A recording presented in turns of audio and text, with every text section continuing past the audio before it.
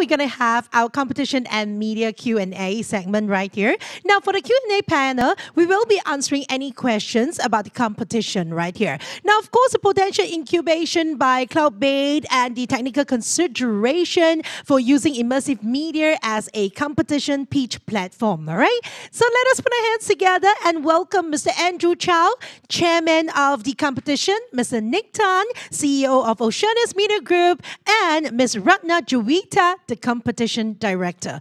Gentlemen, please. Ladies, please.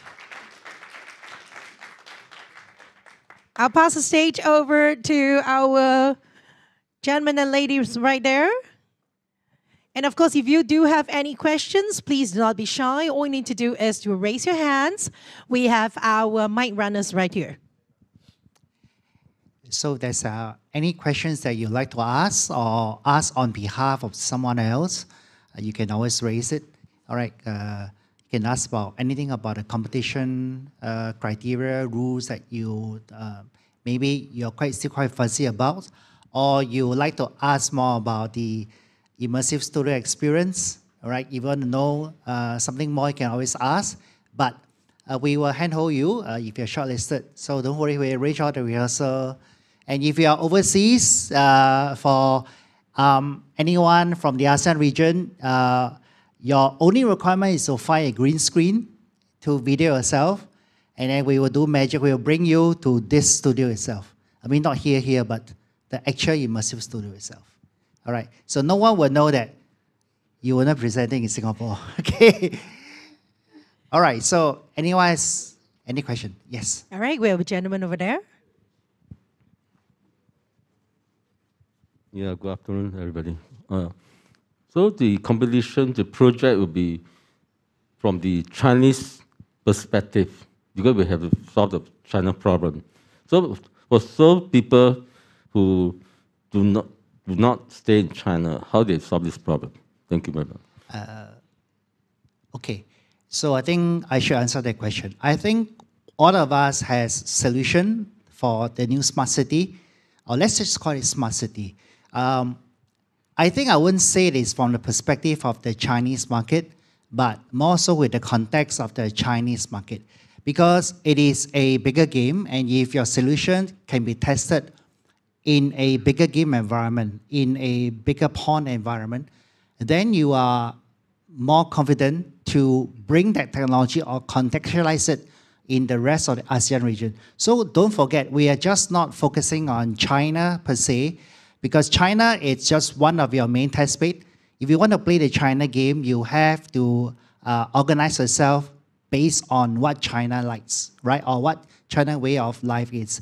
If you still want to have a hand in the Western world, then I suggest that you structure a company into two parts and focus on the West, right? We all know, let's not hide, let's address the elephant in the room. We have a tech divide, right? If you play the Chinese game, you have to play by the rules.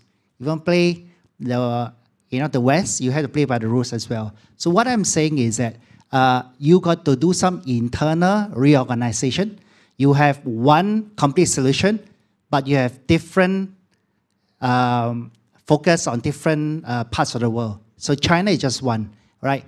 I'm very sure that a lot of solutions in China cannot be implemented elsewhere, right? You will look at their big data, the way they monitor everyone in the city is just amazing. But of course, not everything can be, it's successful there, can be done elsewhere in the world. And I think there are, of course, some things that we do it very well here that Chinese can learn too. So see it more like a networking exchange of ideas, and implementation is really up to you. So to your question, with their context, because content belongs to you, but the context, it's actually theirs, right? But together you build the third C, the community. It's very important to learn from other startups. And I think collaboration is the new competition these days. I think COVID has given us a very good reset. This is the best time to create new rules. Yeah, so I hope I answered your question. Any more questions? Don't be shy. Come on. I think just to add on, just now Ivan say, look for Google and Tu Niang. Yeah. There are, of course, experts that we could connect in China that is much better than their best version of Baidu, right? Nothing beats talking to the people on the ground. I didn't do that. I thought I was smart. I didn't talk to anyone. So when I came back, I told the story to my mentor, and I asked him this question: am I stupid or what? And you know what my mentor said? You are stupid and what together?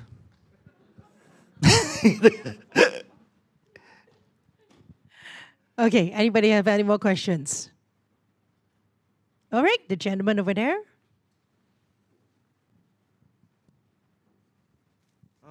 So for the team entry, right? So I saw for the two categories, is there a minimum requirement of a team size?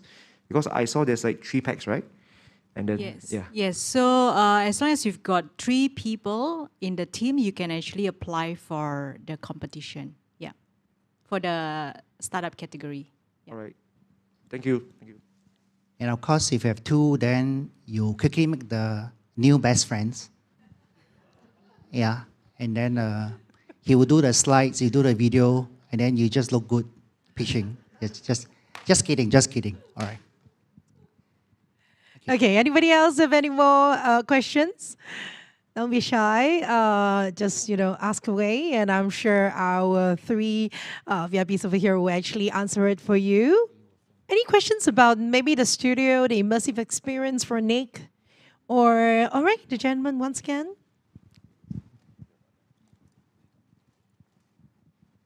So I would like to ask the question, address Nick. What's the difference between XR and MR? Basically, MR, as it says, you mix other form of immersive experience into the environment. It's basically a generic term, kind of like, I think in Singapore context, we say cai peng, right, rojak. So you mix a different things into one. So mixed reality is simply just mixing different types of reality into a single space, and that's really it. And I guess today, a lot of the immersive production, or rather immersive showcase, it's a mix of different things, especially in the live world, which makes it a lot more exciting. Yeah. So from the adult learning point of view, I think extended reality involves the real world that we are seeing. So when we talk about VR, AR, when we combine all these components, it takes a lot of different skill sets. So most of the time we see on the screen, right, a lot of things, a lot of fantastic animation that you see. It's a lot of hard work behind. It's actually a lot of experts that is behind the scene. So, and that is why they give you the immersive experience. And we talk about metaverse at the next stage. I think XR is the basic building block of the metaverse. You need to be really savvy with extended reality before you can even talk about metaverse. So even in pitching, even in your ideas, this is just baby step. We are just at step 1 of everything, and we are just trying. And this is what a startup should be as well. So yeah. Just to add on, like just now, second to what Andrew has mentioned about the metaverse world, it's just a start on the Web3 space, and from Web 2 to Web 3, and with many startups going towards this space, I guess having a virtual environment in future, I think the word meta will become just another space. So it will become a norm that everyone will be in. And as you can see just now from some of the case studies, even corporate AGMs are already doing in virtual environments. That's because you can actually visualize things that you probably have not built yet, and you can be in that space to talk about it. I think this actually presents itself a very big opportunity, and having cloud being the a big data or infrastructure behind the scene, it actually makes it more interesting, because I think visual crunching is actually one of the next big thing that's coming up. So I think there's a lot of synergy and integration in terms of the technology itself. Yeah. And I also see that it's this period where there's a convergence of different technologies, like media with, like in the case of our business, is a converge of media tech, ad tech, as well as with the studio production team, as well as with the creative people, but more importantly, the game people as well as broadcast world. So we are talking about like 5, 6 different disciplines into one. That itself, I would say, is what the new startup landscape is like, where you collaborate with different disciplines and you build a certain ecosystem within that space. Yes. So see this competition as a platform to make friends. Right, you can do pitching anywhere. Seriously, you can do pitching anywhere. A lot of competition. They offer higher price money, But this is really the context is for China. If you want to go there, you have to make friends with people in China and with other people going to China so that you can check back with each other what is going on. I think that is the most precious thing. And to me, the essence of this competition is really about connections. It's not so much of the competition. Of course, it's fun. Who doesn't want to win, right? But you know what? When you go through the competition, you win friends. You win a lot of connections. Yep. Hi, I'm Caleb. So I love the idea of the whole XR experience. I think it's a very nice change from just pure Zoom competition. So I understand for those who are going to pitch in Singapore, they get to be on the stage and experience it. What's your advice for the other 9 countries who are going to be sending participants? How do they take advantage of XR to have that presence, for this competition? Yeah, for a start, right, actually we will send them a playbook of which they would have to follow, and then we will guide them through this whole virtual production space. So we get the technical side of things behind them so that they can then work with the mentors to really present the ideas. So by and large, different countries in the Southeast Asia region, which we also operate in, they have a simple green screen, right? So you could already do quite a lot of things with green screen, and we will beam them into our virtual studio, and they will be presenting live on the virtual background. So to the audiences, you can't actually tell the difference. Yeah, so that is by and large how we do it. Actually, this is also how we did it for other larger international conference like RazorCon, both in 2020 and 2021, that sense. So at the same time, we also prepare a lot of 3D animation for different sector of smart city. So imagine if you're from smart health, medtech, you have one set of 3D. If you are renewable energy, you have one set of 3D. So you will not share the same set of 3D with another team. And this is how we try to create some model that will give you a little bit of flexibility to experience it before we go and fully customize everything itself. So this is just year 1. We are also learning. I think everyone is learning.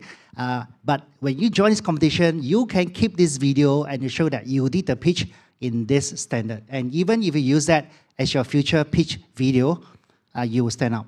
Trust me, just the experience itself, it's priceless. Yeah, I think this is really a fun space, all startups, entrepreneurs, and I think it's quite a good fun for different entrepreneurs or startups to present in a new format of which they can be presented in an environment that they probably will not have. I thought that itself should alleviate that way of presentation. So a lot would depend on the solution and as well as the content that they deliver to the judges. But by and large, it should be an enhancement to the whole experience to at least the audience so you don't get that Zoom fatigue thing that you see all the time. So I want to let out a secret here. Judges will be calling from different places, and you will see that judges, last year we will have Zoom, 6 nice boxes, you see 6 judges. This year you'll see them in different parts of the smart city. All right, can be in billboards, can be in the building facade, you know what I mean? And then sometimes we switch them around, so that your eyes will not be just fixated on one judge, and you will not, and one pitch it might be that they're in different boxes. So that is the fun of it. All right, that's the fun of interaction. All right, so Can in future. Yeah, in future that will be scary. That means the word founders will be obsolete word. Actually, to that point, is the technology is already there.